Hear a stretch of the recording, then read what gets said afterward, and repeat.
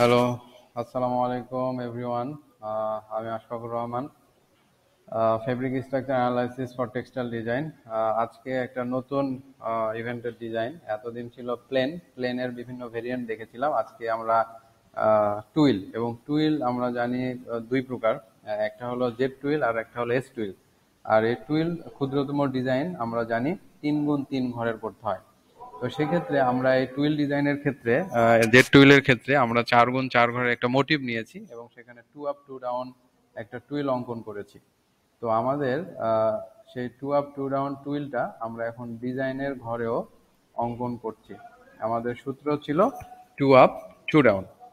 তো সেক্ষেত্রে এই জেড টুইলের যেটা বৈশিষ্ট্য, যেটা বাম পাশের কর্নার থেকে যে টুইলটা স্টার্ট হবে বা শুরু হবে, এটাকে বলা হয় জেড টুইল।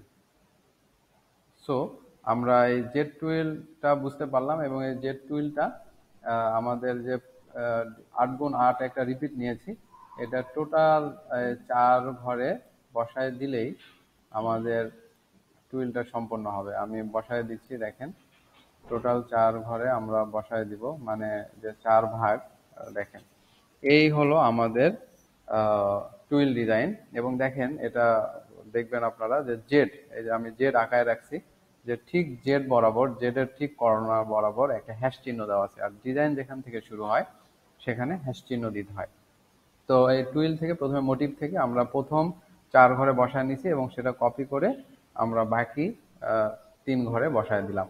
তো এখানে কোনো সুতার সাথেই কোনো সুতার কোনো মিল নাই, বা মিল থাকবে না, সিমিলার থাকবে না টুইলের ক্ষেত্রে। সেক্ষেত্রে ড্রাফটিং হবে স্ট্রেট বা শিরোরেখা বরাবর। আমরা সেই ড্রাফটিং নিয়ে নিলাম। আর আমি বলে রাখি যে আমাদের যদি টুইল ডিজাইনে বা যে কোনো ডিজাইনে ড্রাফটিং স্ট্রেট হয়, তাহলে লিফটিং হবে ডিজাইনের অনুরূপ বা সেম। ডিজাইন যা থাকবে, লিফটিং হবে সেম।